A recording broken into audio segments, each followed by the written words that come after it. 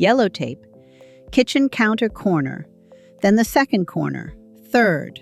I pull another 18 inches off the roll. Carol stands by the wall holding her coffee mug with both hands, watching. She hasn't said a word in 4 minutes. Smart woman. I reach into my bag, pull out the laminated card. Caution, sharp corner, fall hazard. Zone 2. Press it flat against the tape. Zone 2 confirmed, moving to the stove. Maggie, this is the most beautiful thing I've ever seen. I don't answer. I'm measuring the distance between the Breville coffee maker and the sink. 18 inches. The minimum safe clearance is 24. I write it down. Footsteps in the hallway, hard soles on hardwood. We both hear them. Carol straightens up, arranges her face into something resembling innocence. She's not very good at it. Derek Whitmore fills the kitchen doorway. Navy suit, $3,000 if it's a cent. Hartwell tie, face the color of that tie. He looks at the tape, the cards, Carol, me. What is happening in my kitchen? I don't turn around. Safety audit, Zone 2 complete, proceeding to Zone 3. What audit? Residential risk assessment. I attach the next card to the cabinet above the stove. Open flame zone, fire hazard, cat 2. No protective screen on the burners, no splatter guard. This is a documented violation. A documented? Sit down, Derek. I turn, look at him over my glasses. Or put on the hard hat, one of the two. Derek shifts his gaze to Carol. Carol is studying the pattern on her mug with tremendous concentration. Who are you? Carol Finch, 2 streets over. I'm assisting with documentation. There is no documentation. There is no audit. This is my... Derek. My voice doesn't rise. It never does. Yesterday, you called me a liability at your own table in front of guests. I open my notebook. I'm a retired senior risk analyst with 32 years at Northeastern Risk Solutions. So I'm assessing the liability. He opens his mouth, closes it.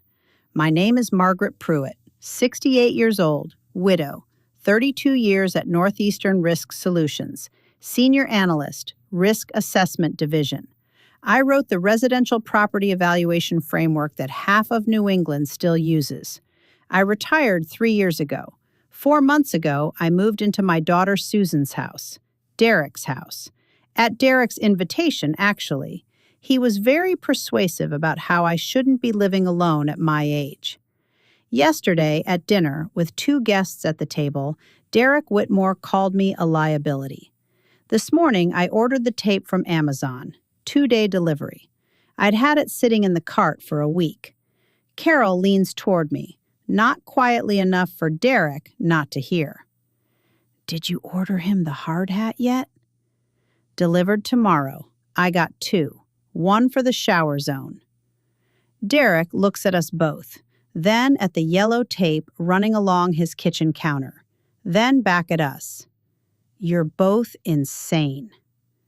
That's not a clinical diagnosis. It won't go in the report. I write something down. He watches me write it. That's always the part that gets them, when they realize you're actually writing it down. Maggie, I am asking you, one time, take that tape off my counter. I look up. There's an outlet behind the toaster, Derek. I pause. You repaired it yourself 3 weeks ago. No licensed electrician, no panel shutoff, 18 inches from the sink. I tilt my head. That's 3 separate violations of your Liberty Mutual policy, Sections 4, 11, and 19B. How do you know our policy? I read it. Carol makes a sound into her coffee. It's technically a cough. Did you call the insurance company? Not yet. Derek stares at me. I hold his gaze and wait. Waiting is something I'm very good at. 32 years of it. What does not yet mean? I close the notebook.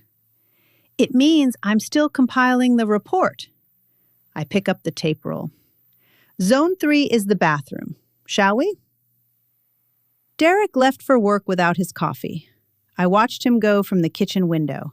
He sat in the Audi for a full minute before starting it. Just sat there. I wrote that down too. Not in the audit notebook, in the other one. The one I keep in my cardigan pocket. Susan came downstairs at 8:30, hair still damp, and stopped in the doorway. Looked at the yellow tape, the laminated cards. Carol sitting at the kitchen table eating toast like she lived here. Mom. Good morning. How long has Carol been here? Since 7. Susan looked at Carol. Carol waved her toast in greeting. Zone 2 is fully documented. I did the measurements myself. Susan poured herself coffee, sat down, looked at the tape for a long time. He's going to be very upset. He called me a liability in front of the Hendersons, Susan. Susan wrapped both hands around her mug, said nothing. That was answer enough. I've known my daughter 41 years. I know every version of her silences. This one meant, I know. I know he did. I don't know what to do about it. I didn't say anything else. I picked up my tape measure and went to document Zone 3. Carol left at 10. Before she went, she stood in the doorway and looked at my work, the tape, the cards, the notebook on the counter, with the expression of a woman looking at a sunrise. Maggie, it's like a museum of his failures. It's an audit. Same thing. She hugged me and drove away. I made tea and sat in the kitchen and thought. Here is what I had been thinking about since 6:15 that morning when I woke up and lay in the guest room ceiling watching in the dark. Derek Whitmore had called me a liability at his own dinner table, with Raymond and Judith Henderson sitting right there. Raymond, who plays golf with Derek on Saturdays. Judith, who chairs the neighborhood association, both of whom had looked at me with that particular careful blankness that means we heard that and we're pretending we didn't. Derek hadn't lowered his voice. He hadn't looked embarrassed. He'd said it the way you state a fact. Flat, final, like a quarterly report number. Maggie's a liability. She's clumsy, she forgets things, she might leave the stove on. Our homeowner's premium could go through the roof.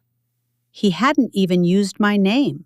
He'd said she, sitting 3 feet away from me. I had sat there and said nothing. Cut another piece of pie. Asked Raymond if he wanted more coffee. But I had been thinking since 6:15, and now I thought about a few other things.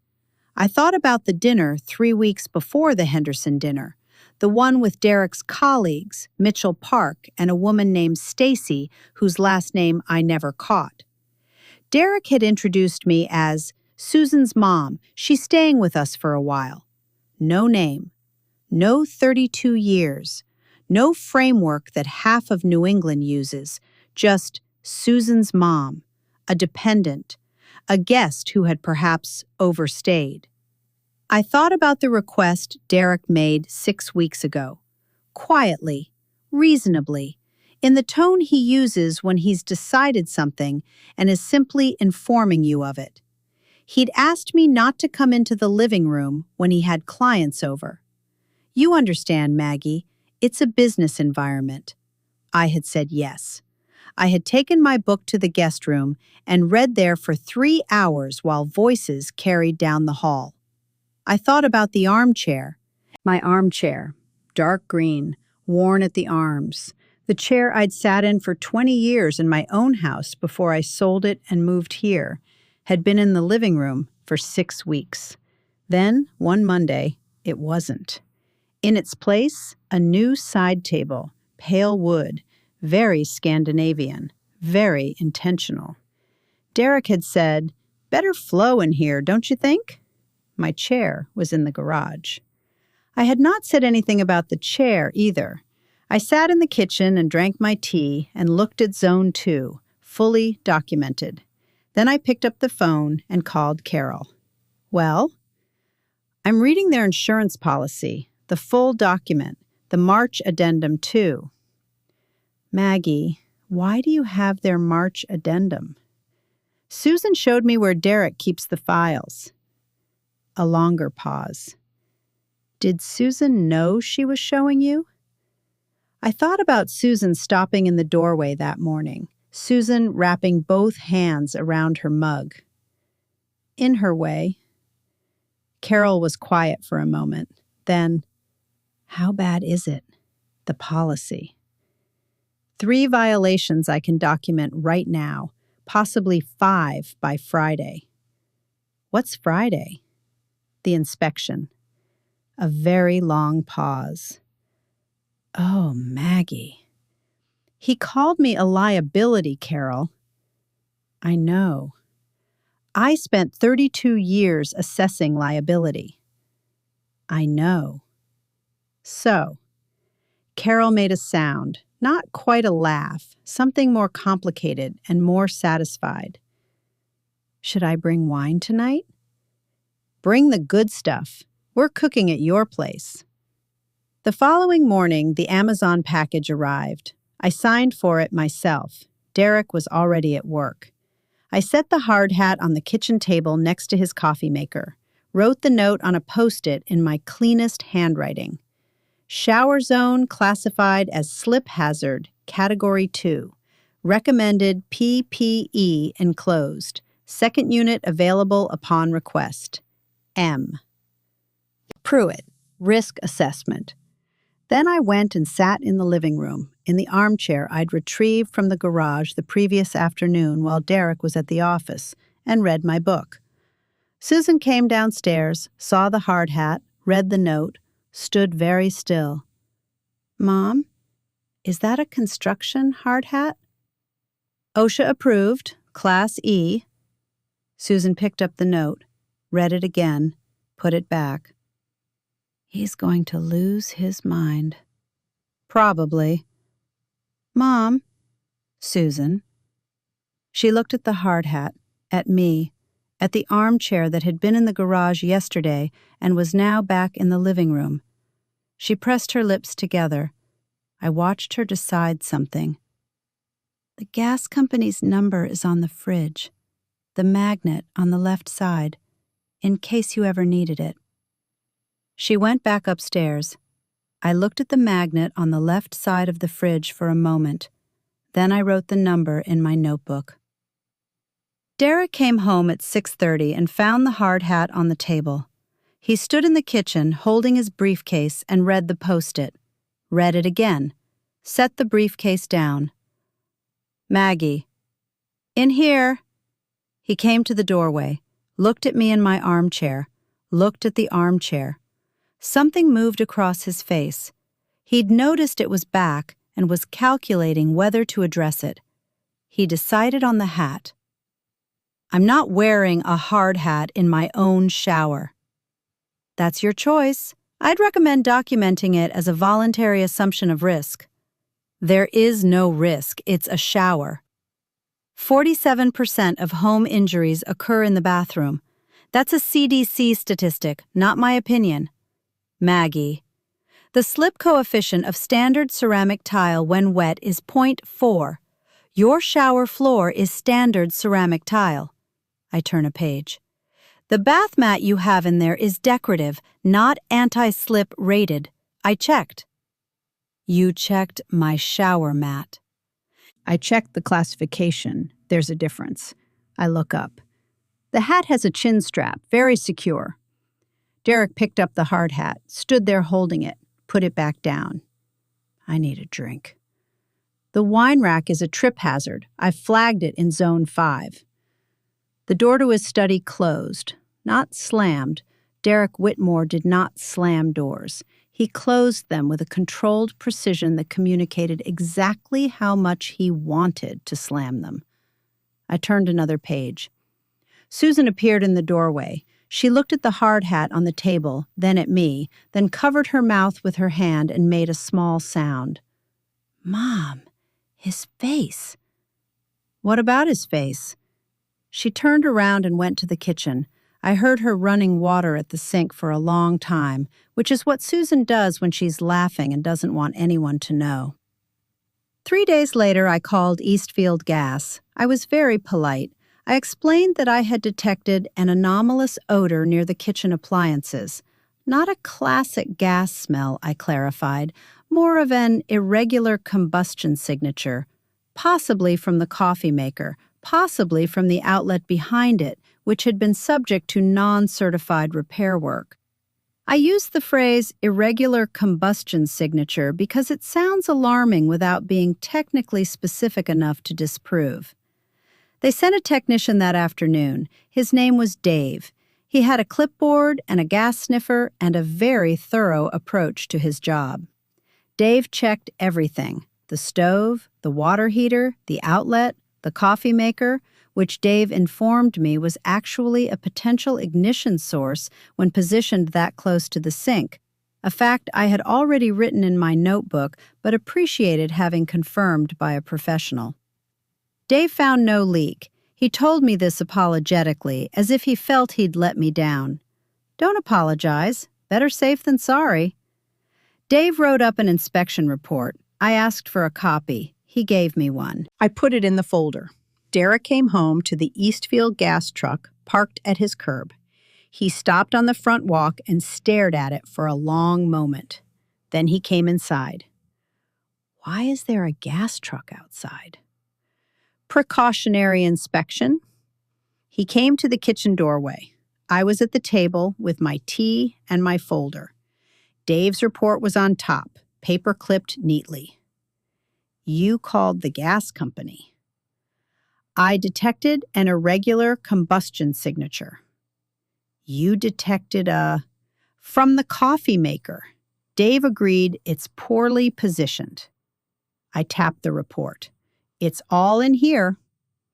Derek looked at Dave's report, at my folder, at me. "Maggie, are you doing this on purpose?" I looked at him over my glasses for a moment. "I'm a risk analyst, Derek. Everything I do is on purpose." He went upstairs.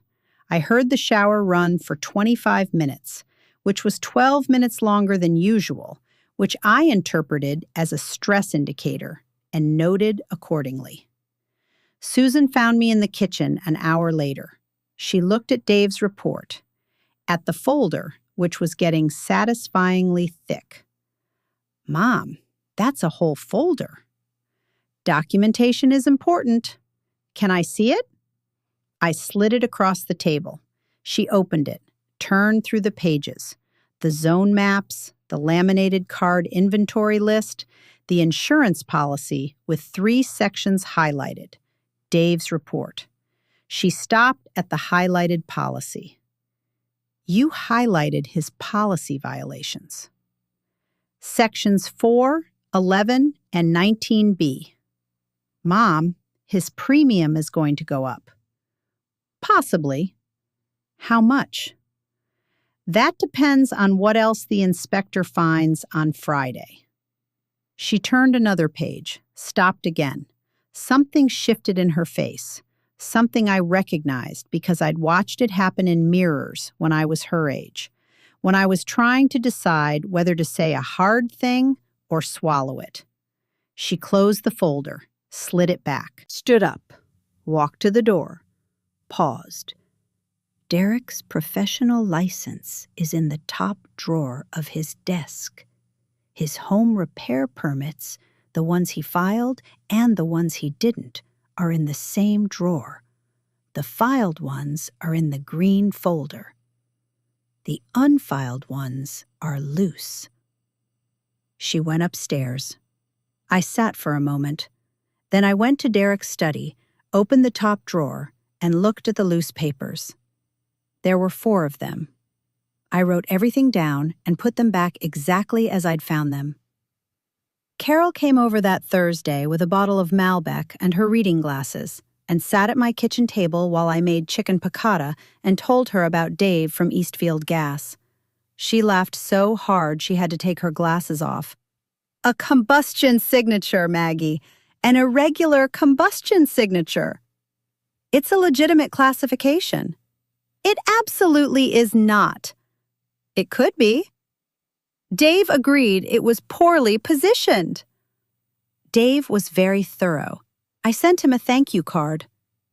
Carol put her glasses back on and poured more wine. Okay, what's next? The inspection is tomorrow. What will they find? I set the spoon down, thought about the 4 loose papers in Derek's desk, the outlet behind the coffee maker, the deck railing that flexed when you leaned on it. I'd measured the flex last Tuesday, written down the angle, cross-referenced it with the county deck safety guidelines. Enough. Carol swirled her wine. Maggie, does Susan know how far this goes? Susan knows what Susan wants to know. That's not an answer. It's the accurate one. Carol looked at me for a moment with the expression she's used since we were both 43 and I refused to cry at my divorce proceedings. The expression that means, I see exactly what you're doing and I'm not going to argue with you about it. Is she okay? She's figuring something out. About Derek? About herself. Carol nodded, accepted this, ate a piece of bread. Arlene wants to know if we're doing lasagna or the braised short ribs next week. Short ribs. I have Walter's recipe. Walter made the best short ribs I've ever eaten. I know. We cooked. We ate at my kitchen table. Technically in Derek's kitchen, but the distinction felt less relevant every day. Joyce called at 8, and Carol put her on speaker and told her about Dave from Eastfield Gas, and Joyce said, "Oh, Lord, Maggie," in the tone Joyce uses when she's delighted and pretending to be scandalized. It was a good evening. I slept well for the first time in a week. The Liberty Mutual inspector's name was Frank Ostrowski. Frank was 50-something, methodical, wore New Balance sneakers, and carried a clipboard with a printed checklist that he worked through top to bottom without skipping anything. I respected that immediately.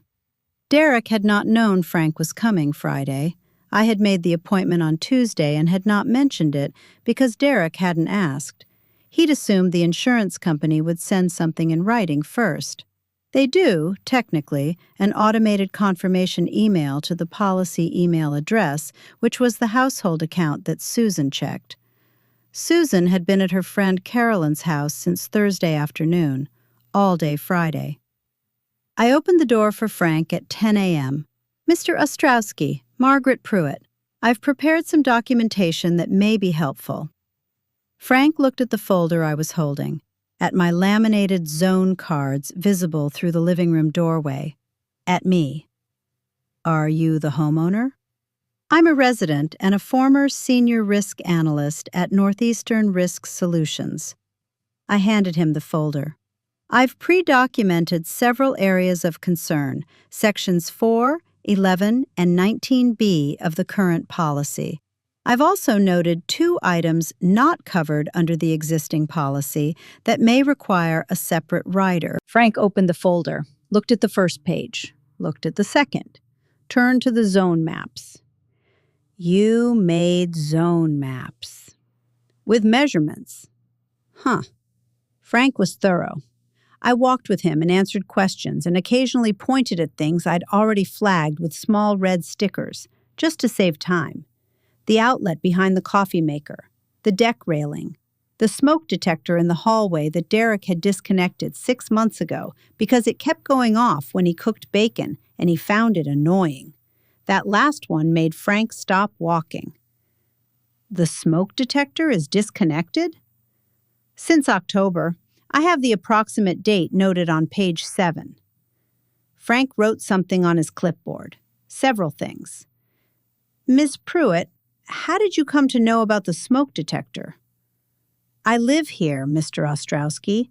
I notice things. Derek came home at 12:30, which was earlier than usual.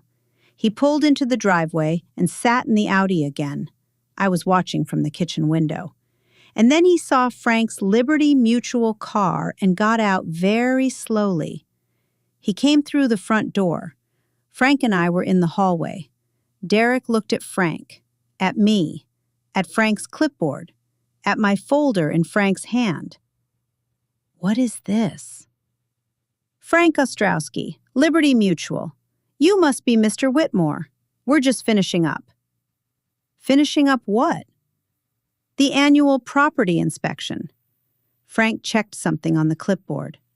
Your policy has a provision for periodic inspections. Ms. Pruitt contacted us Tuesday to schedule. Derek looked at me. I looked back, waited. And what did you find? Frank glanced between us with the careful neutrality of a man who has walked into many domestic situations in his career and has strong opinions about staying out of them. I'll have the full written report to you within 5 business days. In general terms, there are several items requiring attention. The deck structure, a disconnected smoke detector, some electrical work. Your premium will likely be adjusted. How much? The report will have specifics. Derek nodded, once, slowly. Frank shook my hand, thanked me for the documentation. Very thorough, Ms. Pruitt. I don't often see pre-prepared zone maps, and left. The front door closed. Derek stood in the hallway for a moment. Then he turned to look at me with an expression I'd seen twice before in my career, both times on men who had realized, too late, that they had catastrophically misread the room. You did this. I reported the violations in your insurance contract. Yes. My smoke detector was disconnected since October. That's a fire safety hazard and a policy violation. It went off when I cooked. Then the solution is to cook differently, Derek, not to disconnect the smoke detector. He was very still. Derek Whitmore, when he was genuinely angry, went very still, I'd noticed. The stillness was meant to be frightening. It might have worked on someone who hadn't spent 3 decades in rooms with actuaries. I invited you into my home. You invited me to stop living alone. I appreciated it. I pick up my folder. I also noticed that your home has 17 documented safety violations. I'm a risk analyst. That's what I do. I walked to the kitchen and put the kettle on. After a moment, I heard his study door close, with that precise, controlled, non-slam. I made tea. The barbecue was Gary Oakes's idea. Gary lived 4 houses down and was Derek's Saturday golf partner, and as far as I could tell, his primary audience, the person whose good opinion Derek was most carefully managing. Gary was good-natured, loud, the kind of man who photographed his steaks before eating them and then ate them anyway.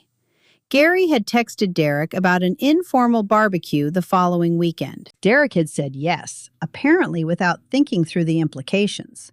I found out about it Thursday evening when Susan mentioned it at dinner. Gary's coming Saturday, and his wife Linda, and maybe the Prestons from the corner. Derek was cutting his chicken with great focus. It'll be a small thing. How nice. I'll make potato salad.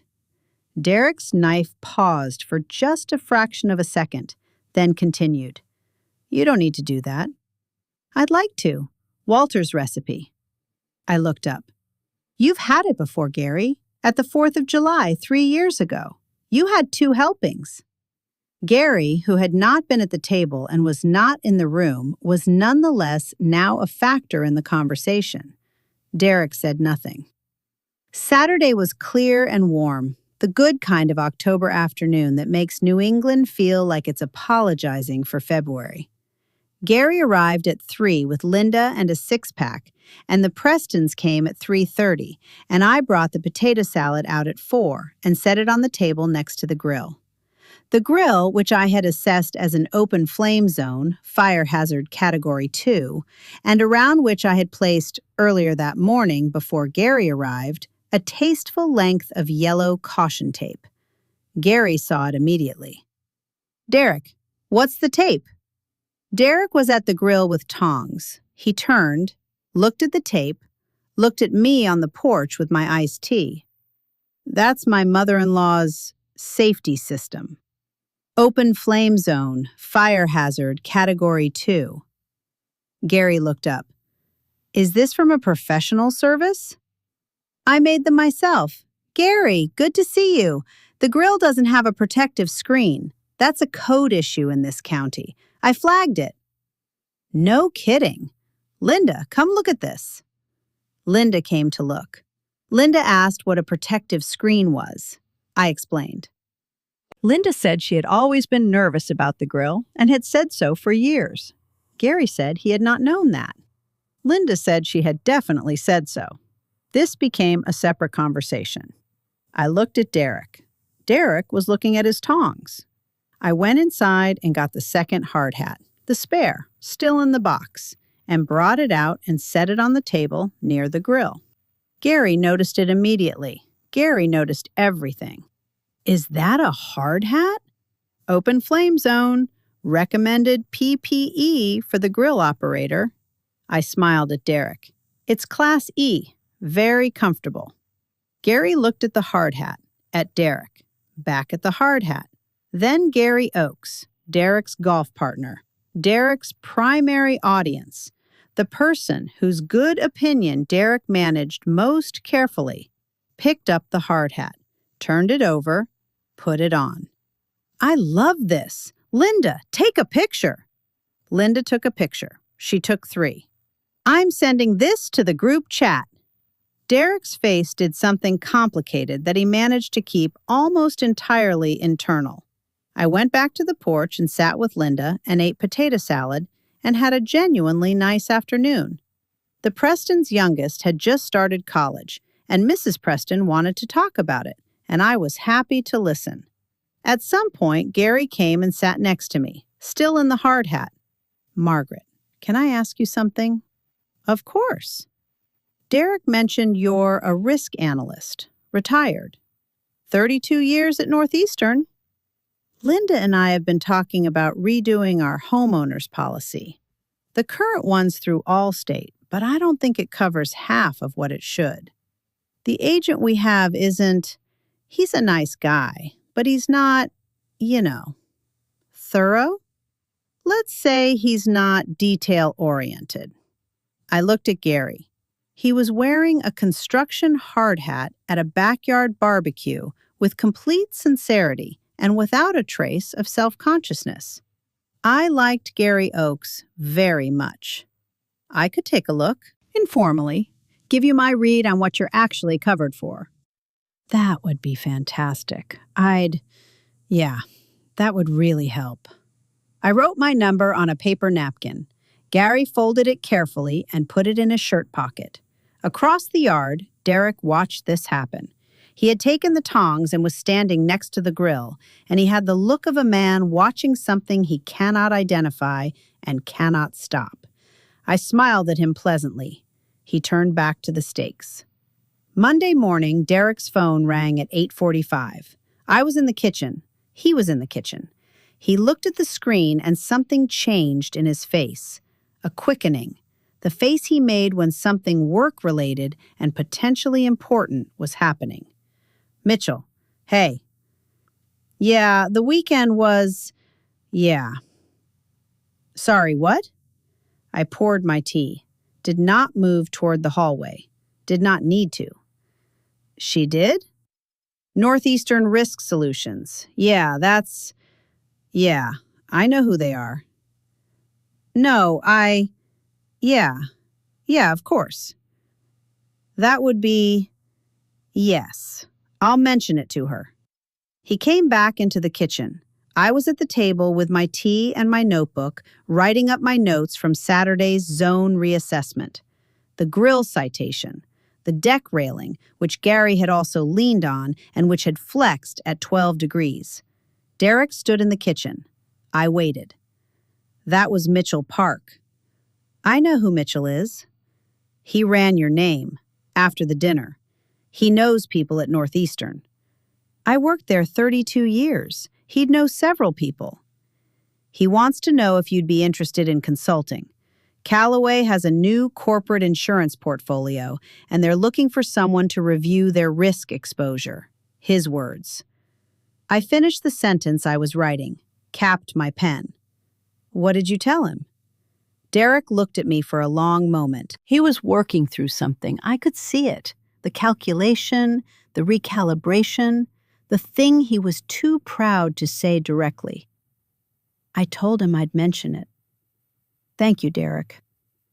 I opened my notebook to a new page, wrote Mitchell Park, Callaway Consulting at the top. Derek stood in his kitchen for another moment. Then he went to work. I called Mitchell at 9. The folder disappeared on a Wednesday. I noticed at 2 in the afternoon when I went to add Frank Ostrowski's final written report, which had arrived that morning, 8 pages, with a premium adjustment number on page 6 that I had read twice to make sure I had the figure right. The folder wasn't on my desk, wasn't in the kitchen, wasn't anywhere I kept things. I checked methodically. 32 years of risk analysis teaches you not to assume, you verify. I checked every surface in the guest room, the kitchen, the living room. The folder was not there.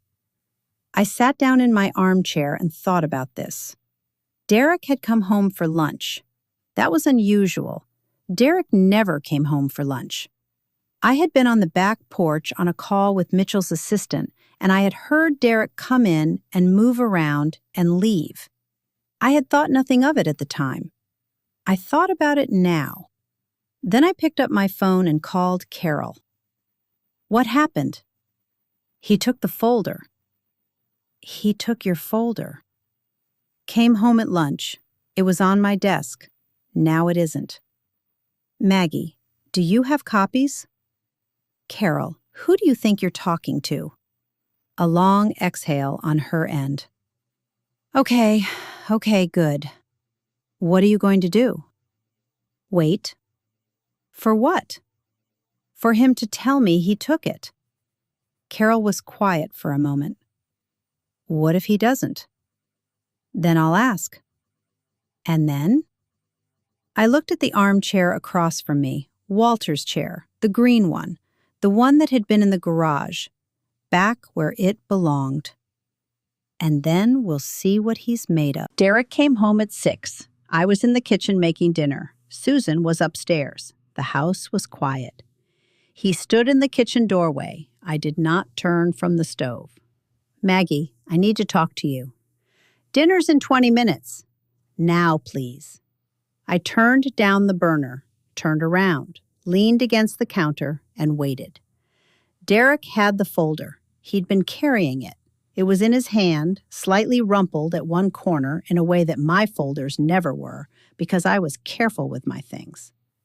I took this from your room. I know. I read it. I assumed you would. He set the folder on the table, opened it to page 6 of Frank Ostrowski's report.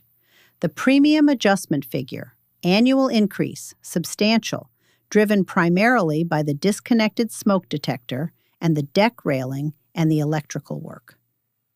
Our premium is going up 22%. The report is accurate because you called them. Because there were violations, Derek. I documented them. The insurance company assessed them. That's how it works. I know how it works, Maggie. I know exactly how it works. And I know that you went through my desk. You went through my files. You had a gas inspector in my house without telling me. You put caution tape in my kitchen and a hard hat on my table, and you... He stopped, pressed his mouth closed for a moment. You are a guest in this house. I invited you here, and you have spent 4 months running some kind of, he gestured at the folder, some kind of operation against me. The kitchen was very quiet. I looked at the folder. At the corner, Derek had rumpled. Then I looked at him. You called me a liability at your table in front of Raymond and Judith Henderson. Not to me, about me, while I was sitting there. That was, you removed my chair from the living room. The flow. You asked me not to come out of my room when you had clients here. Your clients, in my daughter's house. You introduced me to Mitchell Park as Susan's mom. 32 years at Northeastern Risk Solutions, and to your colleague, I was Susan's mom. Derek said nothing. You called me a liability, Derek. I tapped the folder. I showed you what liability actually looks like. A long silence. The burner ticked on the stove. Outside, a car passed. Derek looked at the folder, then at me. Enough. He picked up the folder. This is my house. You are a guest here, and guests do not run audits of the people who took them in. You want to assess risk? Here's your risk assessment. Find somewhere else to live. He dropped the folder on the table and walked out. I stood in the kitchen. The burner ticked. The folder was open to page 6. I said one word, quietly, to the empty kitchen. Then I turned the burner back up and finished making dinner. Susan found me at the table 20 minutes later. Dinner was ready. Derek's study door was still closed. She looked at the folder, at my face. She sat down. I heard. I know. Mom, are you okay? I thought about this honestly. Yes. He said, I know what he said. Susan wrapped both hands around her empty glass. She did that when she needed something to hold on to. He's not wrong that this is his house. But he's wrong about everything else. I looked at my daughter. She was looking at the table. Her jaw was set in a way I recognized. I'd seen it in her at 14 when she decided something and was working up to saying it out loud. He said you were a liability. He did. At the table, in front of the Hendersons. Yes. I should have said something then. The kitchen was quiet for a moment. Susan. No, I should have. I didn't know how to. I sat there and Susan, I waited until she looked at me. You showed me where the files were. Something in her face shifted, settled. That's not the same. It's enough. She was quiet. Then she got up, went to Derek's study, and knocked on the door. I heard voices, hers, then his, then hers again, quieter than I expected, steady. I couldn't hear the words. I didn't try to. I put the folder in the drawer where I kept my copies. All of them. Every page. Going back to the beginning. The next morning, I called Carol before 8. Maggie, it's 7:53. He told me to find somewhere else to live. What?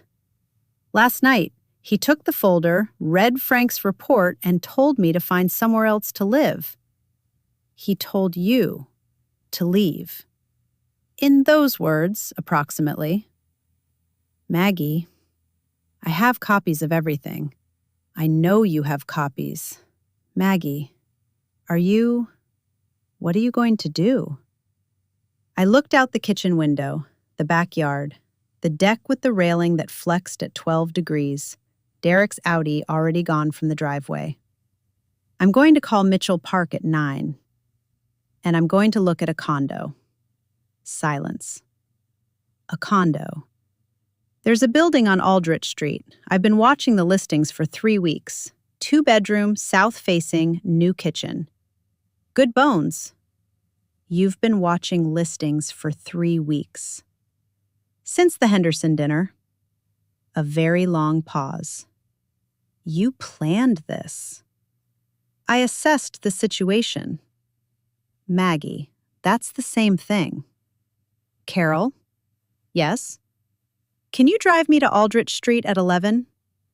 I'll be there at 10:30. The condo on Aldrich Street was on the 4th floor, south-facing, with windows that ran the full length of the living room and let in the kind of afternoon light that makes a space feel twice its actual size.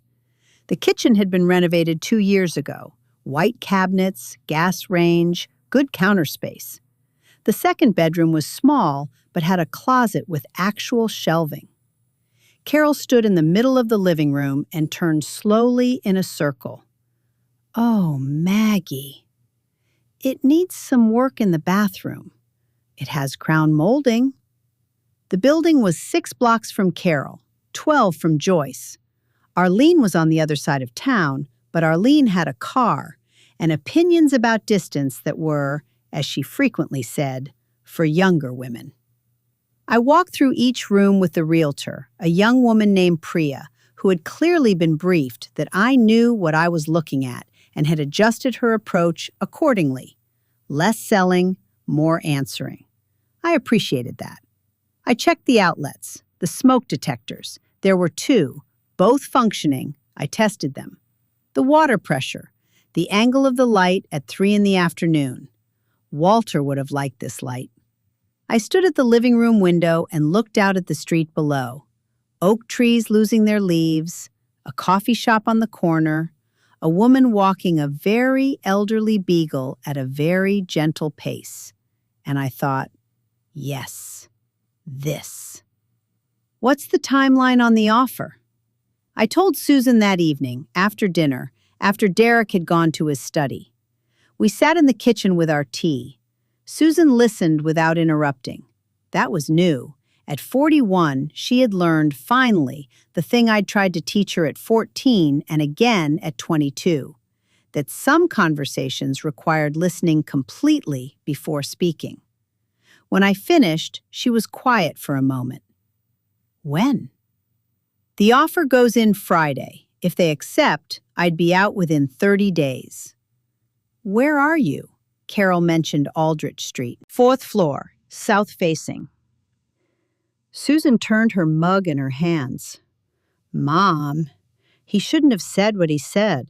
Last night, any of it. No, I told him that. I know you did. He said you provoked him. She looked up quickly. I told him that was not a thing. Good. I don't want you to go. I know. I mean, the condo sounds like it's right for you. I know that. I can see that. I'm sorry it went this way. I reached across the table and covered her hand with mine. We sat like that for a moment. Susan, you showed me where the files were. I know. That took something. She didn't answer, but she turned her hand over and held mine back. The block party was Judith Henderson's annual production.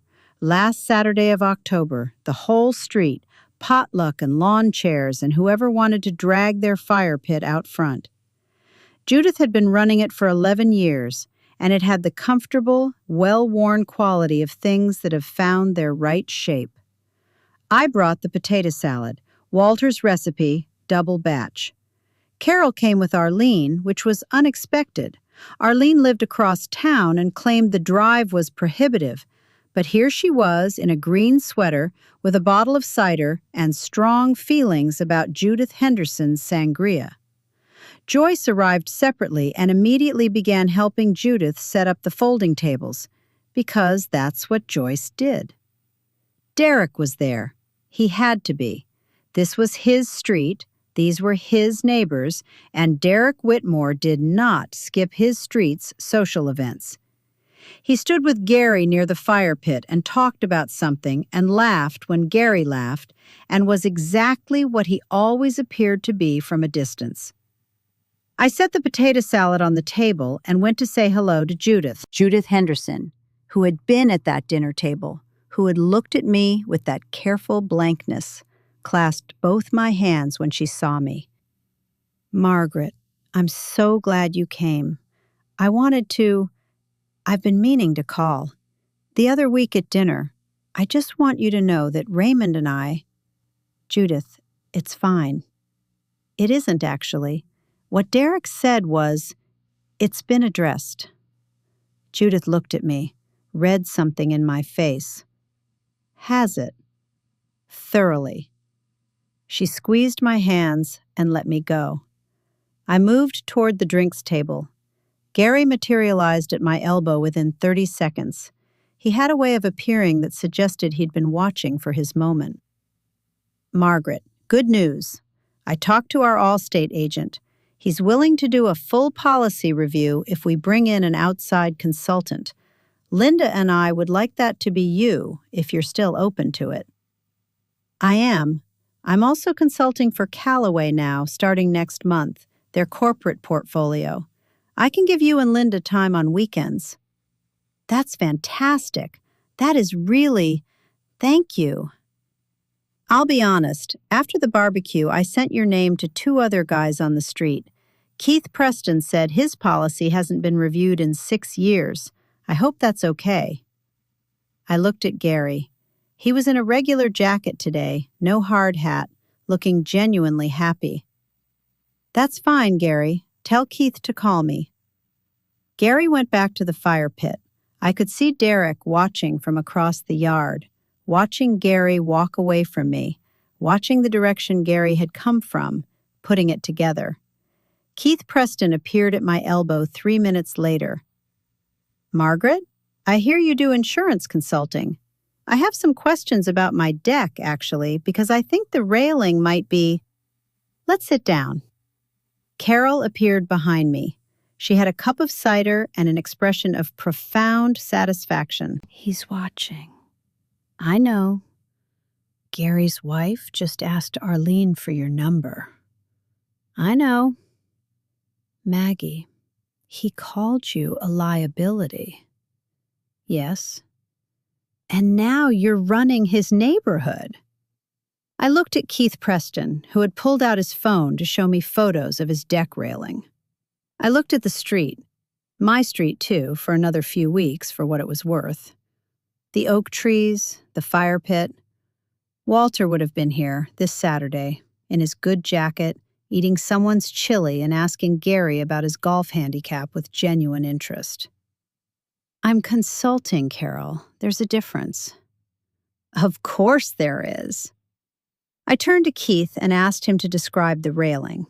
He did, at length and with the slightly sheepish energy of someone who has been putting off a home repair for longer than he'd like to admit. I wrote it in my notebook. Later, near the end of the evening, when the sky had gone the dark blue that happens just before it goes black, and people were starting to fold up their chairs, Derek came and stood next to me. Carol had gone to help Judith with something. I was alone for a moment by the drinks table. Derek stood next to me and looked at the street. People heading home, kids being collected, the fire pit burning down. He said nothing for a moment. "The offer on the condo," Susan told me. "Yes." "When?"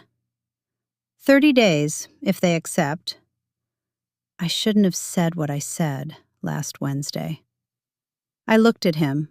He was still looking at the street. Derek Whitmore finding an apology was like watching a large ship change course. You could see the effort of it, the slow turning, the whole machinery involved. "No, you shouldn't have." I shouldn't have said it at dinner either, the other thing. "No." Another long pause. Someone's kid ran past with a sparkler. Gary laughed loudly at something across the street. "Maggie, you could stay." I looked at the street, the oak trees, Carol coming back across the grass with her cider. I know I could. But you're not going to. Derek, you asked me not to come out of the guest room. He said nothing. The condo has south-facing windows. He nodded once, slowly. We stood there another moment, two people who were never going to understand each other and had finally, perhaps, understood that clearly enough to stop trying. Then Derek went back to Gary, and I went back to Carol, and the block party ended the way block parties do, everyone going home to their own lights. The offer was accepted on Monday. I told Carol first. She cried a little and then denied it, and then made me promise to let her help paint the second bedroom, which she had decided would be better in a dusty sage green, and on which she had already formed extremely specific opinions. I told Joyce and Arlene at the following Thursday's cooking session, short ribs, Walter's recipe, in my kitchen for the last few times before it stopped being my kitchen. Arlene said the new place sounded perfect and that she had reassessed her position on driving across town. Joyce said she would bring the housewarming plant because Joyce always brought the plant. I called Mitchell Park and confirmed the consulting arrangement. We agreed on a rate. It was a good rate. I packed my armchair last, the dark green one, worn at the arms. Brought it in from the living room myself. I didn't ask Derek. I didn't ask Susan. I got the hand truck from the garage and managed it the same way I'd managed most things in my life, which is to say methodically and without making it anyone else's problem. The morning I left, Susan stood in the driveway while the moving company loaded the last of it. She handed me a paper bag, leftover short ribs, Tupperware, labeled in her handwriting. We hugged for a long time. Call me when you get there. I'll call you when I'm unpacked. It could be a few days. She laughed a little, wiped her eyes. Derek came to the door. He didn't come down to the driveway. He stood in the doorway in his work shirt and looked out at the moving truck. I looked back at him. He raised one hand, not quite a wave, acknowledgement, something. I nodded, got in Carol's car. We drove. The fourth floor on Aldrich Street, south-facing, gets the afternoon light starting at 2 o'clock. It comes through the full-length windows and crosses the living room floor in long, pale rectangles that shift and lengthen as the afternoon moves. I put my armchair in the path of it, the dark green one, worn at the arms, the one I'd had for 20 years and had briefly lost to a Scandinavian side table and had gotten back. The smoke detectors work. I tested them the first morning. The kitchen has good counter space and a gas range, and I made short ribs for Carol and Joyce and Arlene 3 weeks after moving in my kitchen, at my table, without asking anyone's permission to sit in the living room. Gary Oakes called about the policy review. I scheduled it for a Saturday.